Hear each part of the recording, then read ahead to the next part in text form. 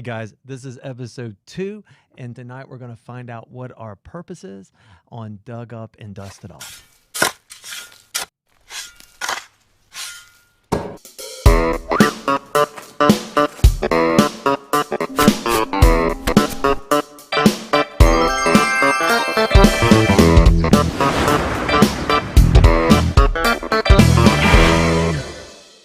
Hey, everybody. It's so good to have you with us tonight.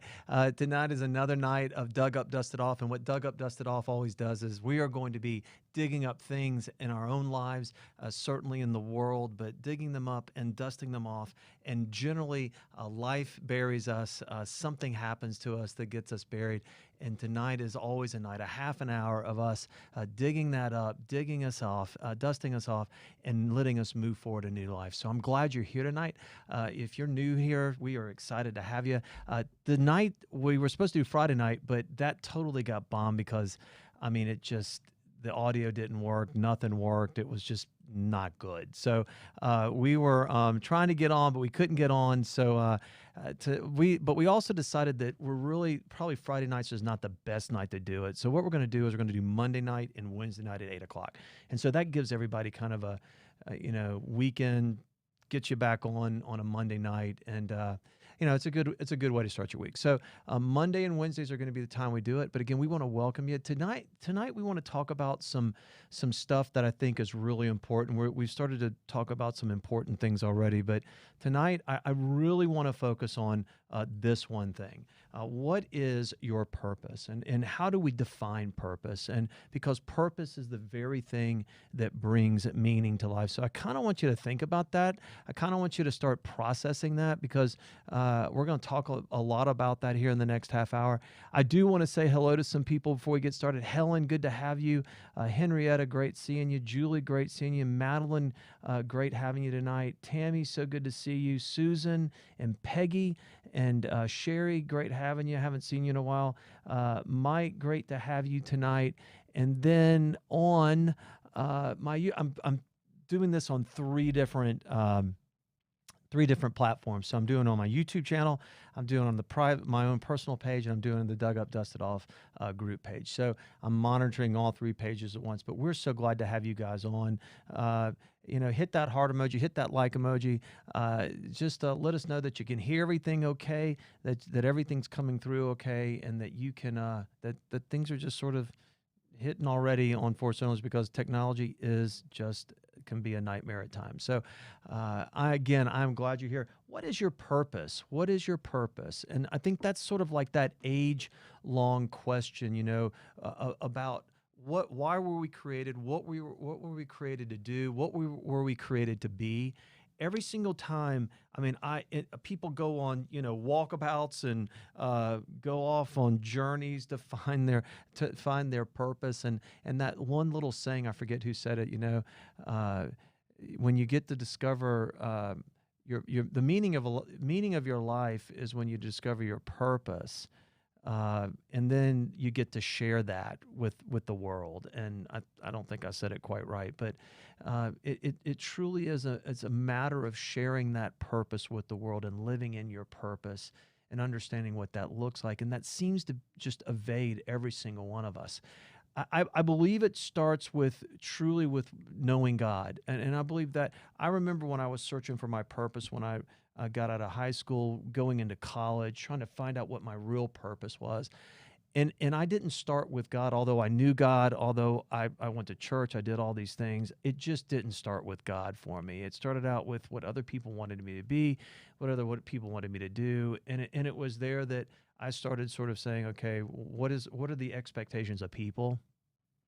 I can't believe how many parents told us, I want you to be a doctor, I want you to be a lawyer, I want you to make a lot of money and do all these different things. And I sort of think about how many lawyers and how many doctors we have that are just absolutely miserable, and of course there are many good ones out there, but really the expectations of people for a lot of us start to consume our life. And we believe and start to believe the expectations of other people are what we need to live into and what we need to really be concentrating on. And every single time I thought about and started living to the expectations of other people, I was really disappointed, not in the people, but disappointed in myself, disappointed that I allowed somebody else to shape my future, to shape my direction, to shape my purpose, to shape what I was supposed to do with the rest of my life. And for me, I wanted to be like my grandfather who did very well in business. He made a lot of money, and I just said, you know what? That's what I want. I want what he wants. I want what he had. I want the material things. I want all of those different things. And I got into a business. I started my own business, and it was difficult, and I really just was never happy. I really just was never happy when I knew that I was supposed to go into the church and to win people for Jesus. I didn't really know what that was going to look like, but I just knew that that's where I was at home, and that's where my heart was, and that's what I wanted to be and do. I, you know, I after I got out of business, it was like I denied that. I didn't. I said I don't want to be poor. I don't want to go in the church and be poor. And so I started thinking about other things that I could do, and I started to search those other things, and it just never really ever really hit. And finally, when I started to really own the call and own the purpose for my life that I was supposed to follow, the irony was it was the greatest day of my life, and then it became the hardest day of my life because I was moving out of a system of really that I was stuck to and velcroed to, and so moving into that new system was very difficult. Uh, but it ended up being a glorious path, and 25 years later, I'm still excited about the church, still about excited about serving Jesus. But again, where is it for you? What is it for you that if you could name your purpose, what would that look like? I mean, if you could say, this is my purpose and this is what I knew I was created to be, what would that look like? If you want to comment below, I'd love to hear those things. For me, I knew it was the church, but then again, for me, I wanted it to be something else. I wanted it to be, stockbroker, big, a tycoon, whatever it was. I wanted fame and recognition and all that stuff that goes along with it. But I realized before I accepted my purpose and my real calling in life that it had to start with God. And truly, I mean, I believe God creates us to do 1,000 different things, but I think that is the starting point. Do you know God? Do you know what He wants for your life and who He is in your life? And when I started thinking about this, about that question, this hit me out of John 15. You did not choose me, but I chose you and appointed you that you should go and bear fruit, and that your fruit should abide, so that wherever or whatever you ask the Father in my name, He may give it to you. These things I command you, so that you will love one another. And so it's there that we see that I was chosen by God. He chose me and appointed me to do something and to do to do one thing and to do it well, and that's to bear fruit. And so no matter what you're to do, whether it is to be a pastor, to be, start your own business, do whatever you're called to do, you are called to bear fruit in whatever you're doing. And literally to love one another. That's the fruit. That's the fruit we're called to bear, to love one another. And then that led me to this scripture. And this isn't all going to be about scriptures, but this is something that really hit me. For we are His workmanship, created in Christ Jesus for good works, which God prepared beforehand that we should walk in them. And so when I started thinking about what I was called to do, I was contracting before, but I was not bearing fruit. I was not bearing the fruit that God called me to bear, that God wanted me to bear in this life. And it was in that moment that I was not happy. I was disenchanted. I was lost. I understood that my life was meant to be more than what it was, and I kept thinking about fish out of water. Anybody ever feel like a fish out of water?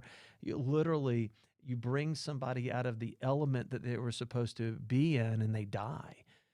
And I felt like I was dying sort of this slow death before I started answering my purpose. But that's before I understood what God wanted of me, that He created me to bear fruit, that He created me to do something incredible, to do good works for His kingdom. When I started to understand that was my starting point, man, I started to realize that anything was possible.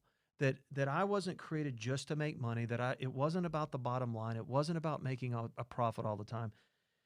Yeah, I started to reshape the thinking of my business. I started to give my profits to my employees. I started to do that. I started to understand that, you know what, I could make my workplace an altar place that God called me in to do and to show in this world. But that wasn't enough. You see, that wasn't what I was supposed to do in this life. It wasn't what I was shaped from the beginning of time to be and to do.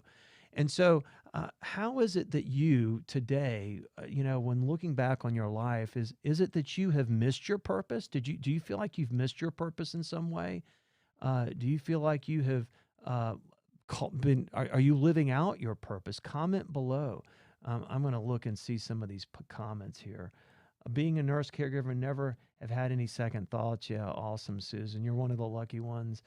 Um, yeah, I think when you start to really, my dad always told me this. He says, choose something that you'll do for free and you'll never be unhappy in your life. You'll never feel like you're going to work. You know what? Ever since I chose to be a pastor in the church, I felt like I could do it for free, and I've never been unhappy. I've never been unhappy about the money. I've never been unhappy about, the hours of the work. I've just poured myself into it, and it really is for me about helping people and loving people and finding out how to do that. So that's our call and that's purpose and that's our purpose. What is it that you in your work, in your line of work, how have you found that you were created to do the things that Christ, that God was calling you to do, to love one another and to share that light with a broken world? I mean, when I go and get my mail at the post office, I got a lady that greets me in the name of Jesus every single time. She has created an altar place at her workplace to make sure she shares something good, that she shares some kind of love, that she shares a word of God to me, and not only to me, but to everybody that she meets. And that's uplifting. When you meet people like that, that's just an uplifting moment, that makes you say, you know what, they're good people in this world. They're trying to do the right thing. They're trying to be used by God.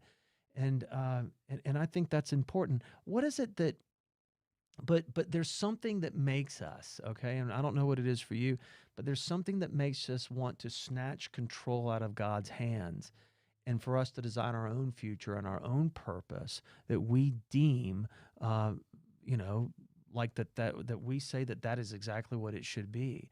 um, for me, again, it was money. What is it for you that made you stop? What was it? Fear? You knew what you were called to do. You knew what you were called to be. Was it somebody that dissuaded you? Was it somebody that turned you off that path onto another one? Make comment below and let us know what that was, because I think for me in the beginning it was a lot of different things, a lot of different people. The one thing that it was never my parents. My parents never tried to choose a path for me.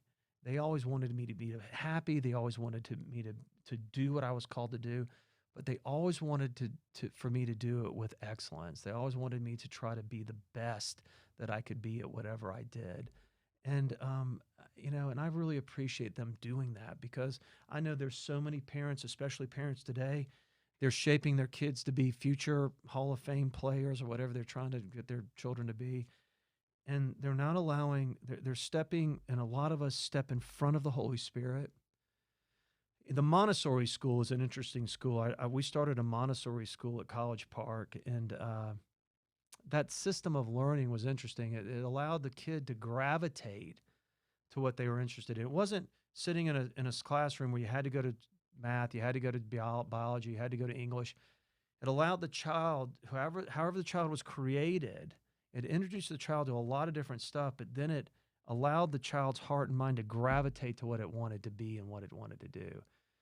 And generally, 9 times out of 10, the kid learned more because it did that. And then they started focusing and honing in on what that child was really good at. And so I would suggest this first thing: listen to your gifts. Please listen to the gifts that you were created to have. Every single one of us was created to have a different gift. Every single one of us was created to experience life in a different way. Um, I know some people that were attuned to not the world at all, but attuned to helping people that were disadvantaged. I know people that were created to be psychologists and psychiatrists and social workers to hear the problems of other people. There's certain gifts that you were created to do. I mean, like for me, I honestly think that if I didn't get into pastoral ministry, that I would have gotten into some sort of psychology or psychiatry or counseling, into listening to people's problems, because honestly, that's what I think that I get the most satisfaction of is trying to transform a human being from a valley into a mountaintop, and moving them into a place of power, and moving them into a place of courage, and knowing that they're loved by God. Because a lot of times the people that we meet are just, they've forgotten that people care. They've forgotten that they have and once we meet those people, when they've forgotten that people care, people aren't pouring into them. People aren't reminding them they have a purpose, that they were born with a purpose, created for a purpose, and that they need to live into that purpose. And when we forget our gifts, when we forget our own gifts, and we stop reminding people of their gifts, we get lost in a lot of ways. Well, name some of your gifts down below. You guys are so talkative tonight. I mean, y'all are like, you're leaving me hanging here. Patient. Okay, Mike. So, Mike, is that your gift is patience, or is that a blockade from you living into your gift? So, tell me which one that is, real quick. Let me flip over to this other one here. So, Julie, I used to work in orthopedics, visiting homes and hospitals. I enjoyed being a caregiver. Okay, so Ray said, that's why I started a funeral service as a senior in high school. Unbelievable. And I mean, isn't it cool when our gifts turn into callings? I mean, so many of us use the excuse, I have a family, I have children, I have to go get a good job that pays a lot of money, blah, blah, blah, to pay the bills. And unfortunately, I hate to say this to you, I'm going to break this to you as gently as I possibly can. Those are your responsibilities. You chose to start a family, you chose to have children, and you need to provide for that family.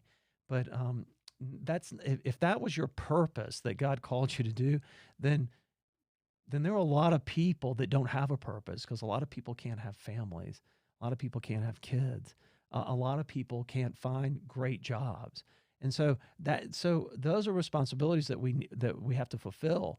But our purpose is something even deeper. Our purpose is something that's God given. Our purpose is, that comes from the kingdom of heaven. And when you discover that purpose, it becomes a calling. It becomes something you're passionate about. You're dedicated. That you become a fanatic for. You'll outwork anybody. You'll do it for free. You'll do it for a pay cut. It doesn't matter. And if they take it away from you, you end up being that fish out of water. You'll slowly die.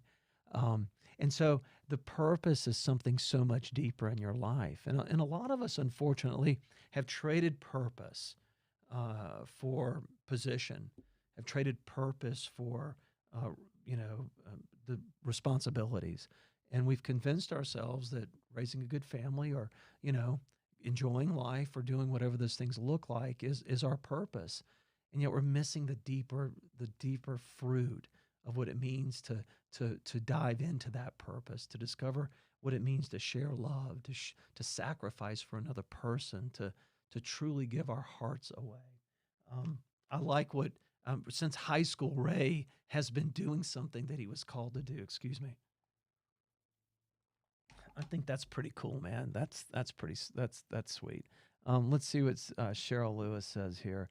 What if your gifts become a road to pain? Yeah, I hear you. I believe in being Christ-like and putting the needs of others ahead of my own, but a secular worldview would consider this codependency. I think that's a great question. I believe our gifts lead not to, I don't believe anything leads to a rose garden. I don't believe God promises that at all. I believe that if we're living into our purpose, that the valleys we experience, the pain we experience, like Psalm 23, becomes our mountaintop. We move through all of those knowing that nothing can deter us, nothing can stop us, and that we know God is moving with us in everything that we're doing. And so all the roadblocks, all my gifts that I mean, honestly, I wish I wasn't so attuned to people's pain and hurt. But for some reason, I care deeply. For some reason, that weighs heavy on me. For some reason, that's a heaviness that I carry. I've learned to manage that better. But Yeah, it leads to a lot of pain. I don't know. I think you have to find the line yourself. I think for me at Christmas and Easter, I had to find a line. When I'm dealing with, really high moments, I have to find a line and not get too swept up. When I'm dealing with somebody's death, I can't get so swept up. I go home, I cry, I weep, I pray, but I can't let that affect me. So I can't let it affect me so much that I can't help the other person. So there is a place where we have to have boundaries there and have to, um, practice those boundaries. But I don't think that's something, I think of policemen, I think of firefighters, I think of hospice workers that are truly involved in the lives of other people, that are willing to actually give their own life. What does that look like for them? Um, you know, Divorce rate is high, uh, mental illness is high, addiction is high, but that's because they are so dedicated to what they're doing that they can't do anything else. And so I think it can be a blessing, but I think it's also a curse, like you said, Cheryl. But that's a curse I'm willing to live with. That's a price I'm willing to pay. If I can use my gifts to shine onto another life of another human being, to introduce them into the love of God, into the love of Christ, then that's worth it to me. And yeah, I've sacrificed a lot to do it. And I've been in front of a firing squad metaphorically, and I'm still standing. So, and I'm still going to share that gift and still share that love and do it at a high level. So, uh, don't ever let anybody deter you. Don't, in fact, continue to hone your gifts, continue to make them and to hone your heart and strengthen your heart. And the Lord is always going to equip you and your purpose with your gifts. And I promise you that. I promise every single time that it'll get a little easier. I'll never forget when I moved into pastoral ministry when I was in seminary. I can look a certain way and I can look, like I got it all together, but inside I was having panic attacks. Inside there was spiritual warfare. Inside there were people, I found out someone actually had dared make a statement about me in seminary 25 years ago that said, you know what, I didn't quite apply myself. Well, you're right. You know why? Because I was running a church. At the same time, I was going to work. And at the same time, I was going to school full time. And I was having full blown panic attacks every daily, full blown panic attacks, and ending up in the ER. I can't tell you how many times. So people never understood what I was going through, and also dealing with OCD, dealing with ADD, and a whole lot of other stuff, um, and depression, and so my stepping into my gifts was really painful, but it was the most. It ended up being the most glorious thing I could have done. If I had of, I could have quit at any time. I could have stopped at any time, and but I would have never met the people. I would have never been able to hold the hands. I would have never been able to bear the burden of other people's pain. I would have never been able to declare the word of God from a pulpit as I do to this very day. A ton of things I would have missed if I had run away. So don't ever run away. Let God hone those gifts in you. Let God continue to strengthen you in those gifts, and I promise amazing things will happen. Um, Unexpected circumstances can sometimes derail your plans early in life, and you just never can get back on track. Yeah, sister, I understand, Tammy. Um, look, I'll be honest with you. I should have listened to God from day one, and I would have had my own church, probably 10 churches by now.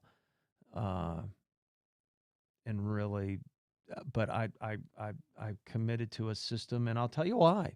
I committed to a system and to a denomination before.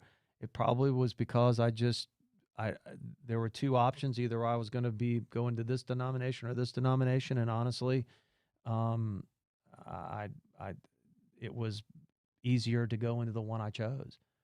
Uh, and that's I don't think I was called to preach the gospel.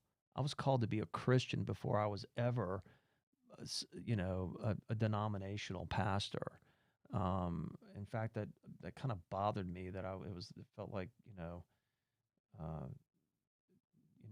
initiating people into a club, and I never could quite get around that.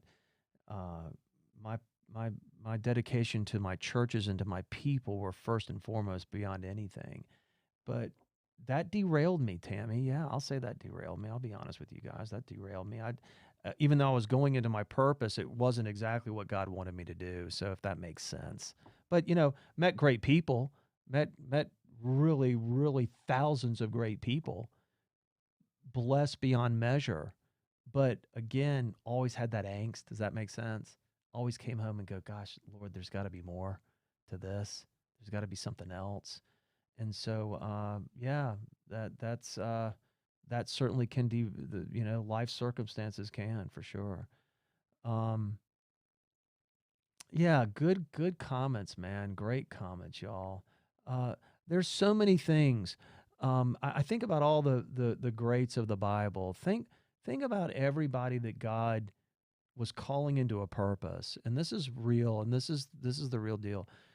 Every one of them thought they were unqualified.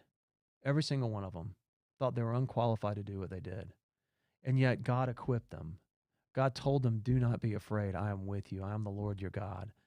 And a lot of times we move out of our purpose because we don't think we're equipped. We don't think we're qualified. And we know it's going to take too much time. We know it's going to be a sacrifice. We understand there's going to be pain. I'm going to tell you right now, if you're running away from your purpose because of pain, tie your bootstraps, gird your loins, get up, stand up, guys, and get into it. It's not too late. It's never too late. Abraham discovered his purpose late in life. Paul discovered his purpose late in life. The disciples later in life. It's never too late to do what you were called to do, but stop running away from it because of fear. You've got to understand what your gifts are. And when you start understanding what your gifts are, all of a sudden you're going to start pouring in, okay, to what they are. And you're really going to start eliminating the things that the world is trying to feed you and start understanding what the kingdom of heaven is trying to get you to see. I mean, my gifts, I got an EMT certification when I was right after I decided to liquidate my contracting company. I decided to become an EMT. Do you realize that I said, I can help people this way. I'll be able to help people this way. Do you want to know the craziest thing? I went through the whole thing, got certified, the whole thing. And the first time I saw real blood, I pretty much puked, vomited. So I spent 6 months, 6 months, okay, doing something that I thought I was going to do. And to think of what first responders see, they see the most horrific things you could possibly ever see. I've seen pictures of it, but never saw it in real life. When I saw it in real life, done, knew that it wasn't supposed to be what I was supposed to do. So that deserves a big laugh out loud. But, you know, your gifts are specifically given to what you are specifically supposed to do. Don't be afraid of using those, and start eliminating the things that you know you're not supposed to be involved in. And what I call that is this. I mean, I really just say, you know what? Listen to your gifts, but start to listen to your dissatisfaction. If you're dissatisfied with your life, there's a reason for that. If you have angst in your life, there's a reason for that. No, don't confuse depression. Don't confuse situational things. But if you're going to a work that you hate day in and day out, listen to your dissatisfaction. Don't just say, "Hey, look, my pastor told me to quit because he told me if you're dissatisfied, go walk the earth and roam the earth and leave your family and blah blah blah," and end up being like in the Bahamas. I'm not saying that. I'm saying listen to your dissatisfaction, talk it over with somebody. At least one or two people are your lone nuts that are going to come up aside of you and say, you know what, I've got your back. Let's speak the truth into one another. And they're going to tell you the truth about what they think about you and who you should be and what you should do.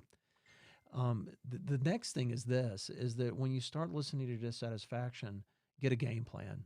Start to understand what it means to get that game plan and start moving towards what your purpose is. I mean, I had to do that when I was going through seminary. I literally had to do that. I had to keep a job and start moving through that job, go to school, hold down a job, and start moving through a church. So you got to get a game plan. You just can't sort of kick the ball up in the air, and especially have a family, because I knew many hardworking men and women in the denomination that I was in that were running 3 jobs, running a family, and getting all this done, trying to get into their purpose. Okay. So start listening to your dissatisfaction. Your dissatisfaction will tell you a lot about your purpose and what you should be. Um, all right, so let me read some more comments in here. Yeah, I believe that too. Marilyn, everything that you've been through has a purpose, the good and the bad, for sure. Um, and yeah, that's for sure. Even when we make the worst decisions, think about Abraham and all the horrible decisions he made during his purpose. I mean, think about how God turned those into blessings, and think how God shaped Abraham because of it. Think about Moses' decisions, and think about through the wilderness all of his decisions. And I mean, we screw this thing up 1,000 different ways, and then there are people that because you make mistakes, they want to crucify you for them, but that doesn't take your purpose away. We're all going to make mistakes. The good and the bad and the ugly is going to shape us into who we are. But you can't move out of your purpose. You got to keep fighting. And you know what? I mean, the greatest businessmen didn't make their millions on their first shot. Some of them did and got lucky, but most of them were just try after try after try after try, and they never gave up, man. They never gave up. I love the pastors that start out with 5 people in church and could have given up, and now they have 500. Some have 5,000. Some have 50,000. It's because they never gave up. They kept listening to the dissatisfaction. They said, you know what? I'm not satisfied. I need to do more. I'm not satisfied with this. I need to be more. They started to hone their gifts and to be the person they were created to be. I swear, if my voice, I don't know why this back-to-back stuff is crazy for my voice. I don't know why I'm losing. I used to preach 4 sermons in a day. Good Lord, what in the world? Okay, yeah. So Ray, you understand that you don't like blood either, I guess. So yeah, that's a rough one. The EMT is a rough, rough. God bless those guys. Today, I guess we've gone 30 minutes, but today I just wanted you to think about, you might have buried your purpose. I mean, you truly might have buried your purpose. I think it's time to dig it back up, man. You're never too old. It's never too late. God is still working in and through you. And every single time, there might be people that don't want you to follow it. There might be people that don't want you to, experience it. And 9 times out of 10, I've met those same type of people. Those are those type of people, those people that don't want to move into their purpose. And they don't want to ever see anybody run into joy, run ahead of them into real passion and real abundance. Because when you do, that's what your purpose is going to give you every single time. Because you were created to do good works. You were created and chosen by God to love and to share that love, no matter where you are and what it is. Whatever place that is, whether it's a doctor, whether it's a librarian, whether it's a stockbroker, it doesn't matter. I got people in my church that make so much money but they share their resources. They're in there digging, trying to figure out how can I share my resources with the Lord and with people. And so don't dig it back up, man. And it might be an old dream of yours, an old passion of yours, but man, it might be the very thing that's going to light you back on fire. And it might be the very thing that's going to light a community, a country, and a world on fire. You never know what you can do. You never know how you could be affected or what the effect that you can have on people because you start living into your purpose. So guess what? Let's say hey to some people. Hang on, I'm going to take another drink of water.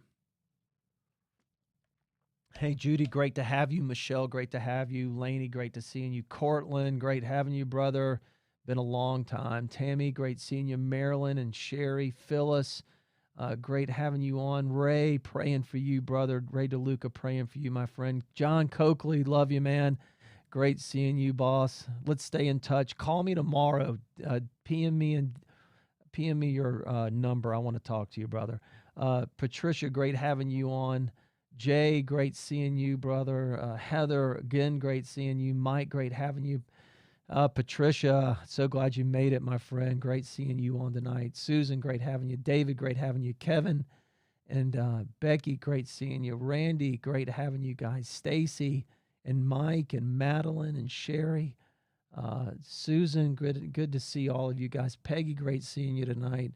Let me go over to my other page here. Sherry, Cheryl Lewis, good to see you. And Ray Armstrong, great having you. Julie, great to see you. Ron, great having you on. Cheryl, again, great seeing you. And great to have you guys. Oh, my goodness, my voice. I want you to share this on your social media. Share this on social media. Let somebody know if this could help somebody. Let them know that if they've got a purpose, man, it's time to dig it up and get it going again. Hey, listen, I appreciate every single one of you guys. You guys are awesome. Know that I love you. Know that you're an overcomer in Christ. And I cannot wait to see you Monday of next week. We'll do it again at 8 o'clock. And if you need me for anything, remember, we're always here for you. Overcome Church continues to be an incredible place of worship. If you're looking for a church during this time when people aren't worshiping, come discover a great group of people at Overcome. And for my college friends that came on tonight, PM me your phone numbers. I'd love to talk to you. I'd love to see you guys. Love you all. And remember, don't be afraid of your purpose, man. When you start living into it, unbelievable things can happen. God bless. Take care, and we'll see you again. Peace be with you. Bye.